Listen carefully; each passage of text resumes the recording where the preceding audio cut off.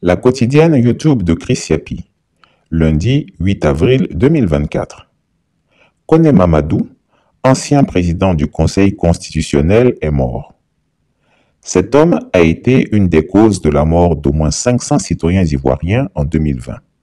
La Côte d'Ivoire est en train de rebondir, mais il suffirait d'une décision de justice malheureuse, une seule, mais bien relayée par la presse et par Internet pour briser cet élan. Malheur donc à celui par qui un tel scandale arrivera.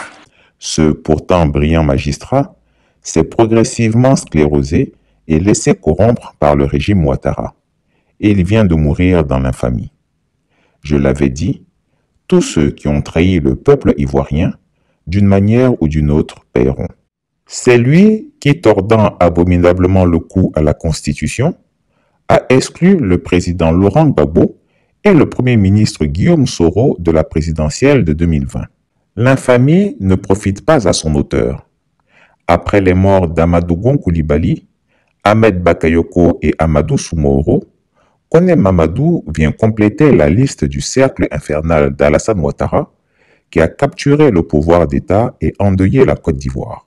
Excellence, Monsieur le Président de la République de Côte d'Ivoire, nous voici au terme d'un processus électoral qui a fait couler beaucoup d'encre, de salive, de larmes et même, hélas, beaucoup de sang. Trop de sang, devrais-je dire. Mais il en a été ainsi parce que un débat fondamentalement juridique et d'une technicité suffisamment pointue pour diviser même les spécialistes de cette question, de cette matière, a quitté son domaine naturel, le droit, notamment le droit constitutionnel, pour investir un autre champ et devenir de ce fait un débat politique. Chacun y est donc allé de son interprétation, depuis les professeurs titulaires de la chaire de droit constitutionnel jusqu'à ceux qui ne possèdent comme seul diplôme que leur acte de naissance. 3 enquêtes à venir sous peu.